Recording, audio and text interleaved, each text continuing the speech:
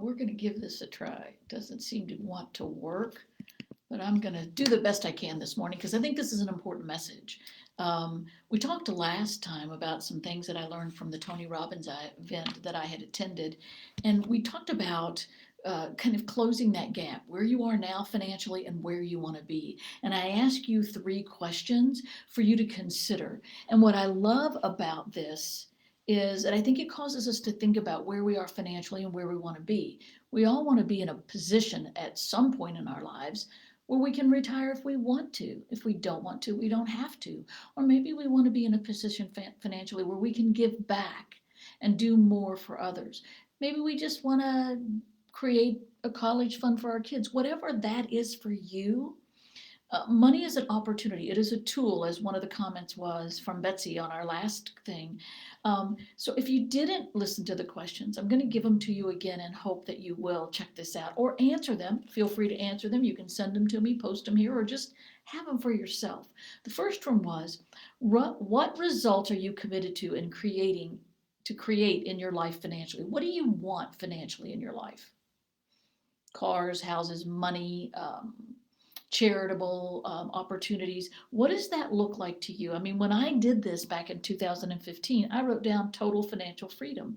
I wanted to be able to have the freedom to do what I wanted to do and not always continue that history in my life of lack and limitation. Oh my God, we're going to be poor tomorrow. I didn't want that. So I had to figure out how I wanted to change it. That was what I wanted. The second question was,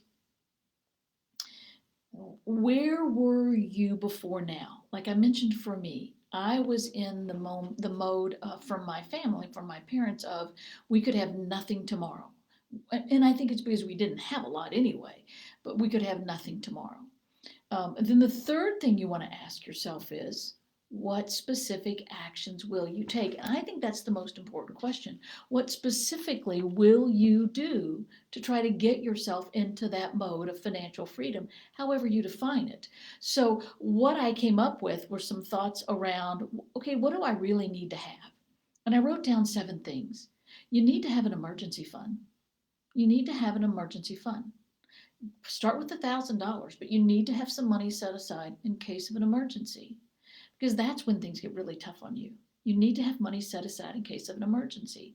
Number 2, you want to review your spending. You may have subscriptions that you forgot you're subscribing to, but you get nothing from. You may be spending money on things you don't need. I had a client of mine say to me, I had her do this, and she found lead generation sources that she was paying for that she'd never gotten anything from, which I find interesting that she did it now. Thank goodness she did it now. So check and look at what you're spending money on a regular basis. Check your credit card statement. The next thing I wrote down is, find a financial planner, a wealth advisor, somebody that'll have a conversation with you about how you can achieve what you want. It's hard to try to do it on our own because there's a lot of things we don't know. But talk to somebody that does. It doesn't mean you have to take their advice. You may want to talk to 2 or 3 people, but talk to somebody. I think that would really help. The next thing I put was, put money away for retirement. If you're in a commission-based business, put the maximum in your SEP that you can put every single year. That's really going to set you up. And if you do that combined with a wealth advisor or financial planner, you can make some money. You can grow that investment. But put money away. Whether you put money away every year with your taxes, or you just say, I'm going to put a percentage of every check I get into savings. Something simple as that. Check if you have interest rates on anything you own. Check them. Are they unusually high? Now would be the time to think about refinancing to get the lower rate, because the rates are going up. But take a look at that. I looked at one of mine, and at the time I did this, I'm like, it's 4.75%. That seemed high at the time. So I refinanced it. Get off of those high rates and get lower rates while you can. Then I wrote down, go 90 days. One of my clients did this. It was amazing. Go 90 days without spending any unnecessary money. For her, it was, I'm buying no clothes for 90 days. No clothes shopping at all. She saved a lot of money doing that. I don't know what it is for you, But what if you said, hey, no Starbucks for 90 days? I'm just going to make my own coffee.